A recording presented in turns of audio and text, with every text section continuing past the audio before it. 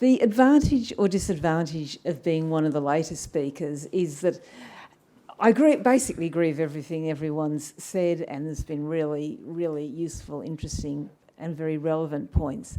I'll talk a little bit actually about some current ACT policy issues related to this. Look, we all know urban pollinators, they need green space for flowering plants and we need trees. But we are declining in both of those. Partly because of the decline in street and park trees, partly from the redevelopment of construction, and partly, of course, of climate change. I'm not going to talk about climate change. Life is short, and I think that I would be preaching to the converted if I spoke to this audience. And Ian, of course, has talked about it in much greater detail than I was going to anyway. So, yep. So, how do we fix the problems? I mean, there are two things. We need community change, and this is where Act for Bees and Landcare and all of you come in. Without your support, without your encouragement, without your actions saying that these things are important to you, then I can assure you, and I suspect Ms. Lauder would agree with me, nothing will change. If there isn't community support, very little happens. Very little good happens anyway.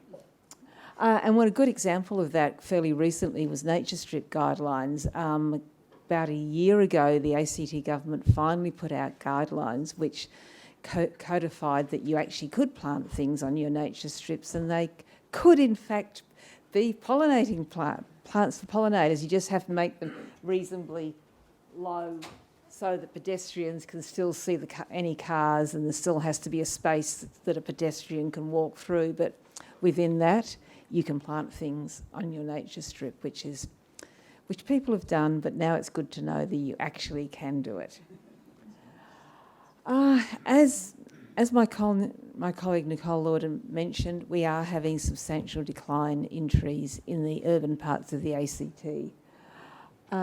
It's finally, at least theoretically,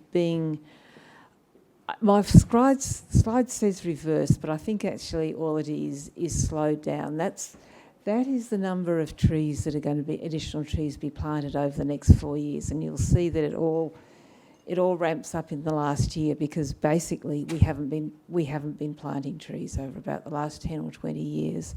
The urban trees in Canberra have really gone down.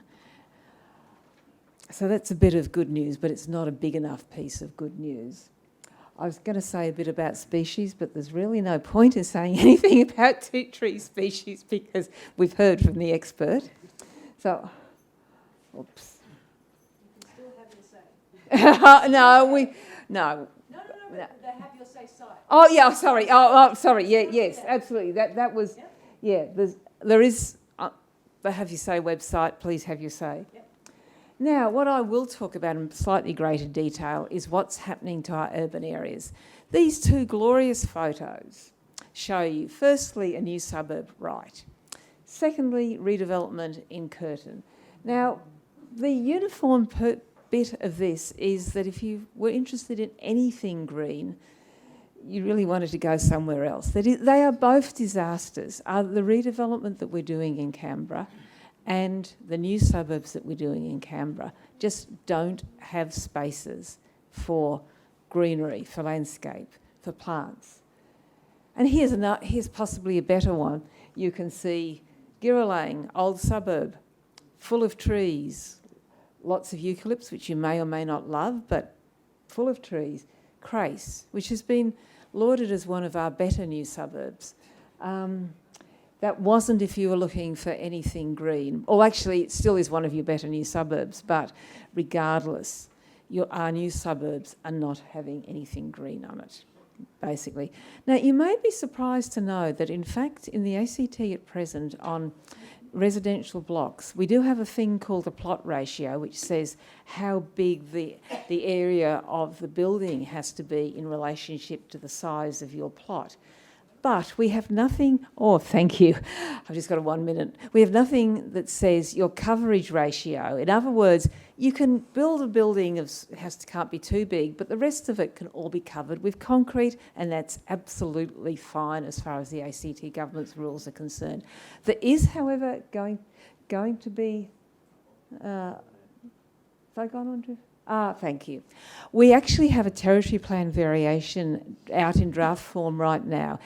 It is implementing some controls there. My colleague, Minister Rattenbury, put out a strategy which said we would have a 30% tree canopy and 30% permeable spaces. Permeable spaces are basically spaces where you can actually have something green and growing.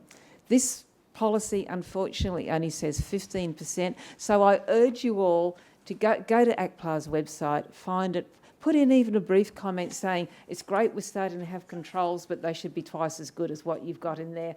And I've run out of time. Thank you much, Lee.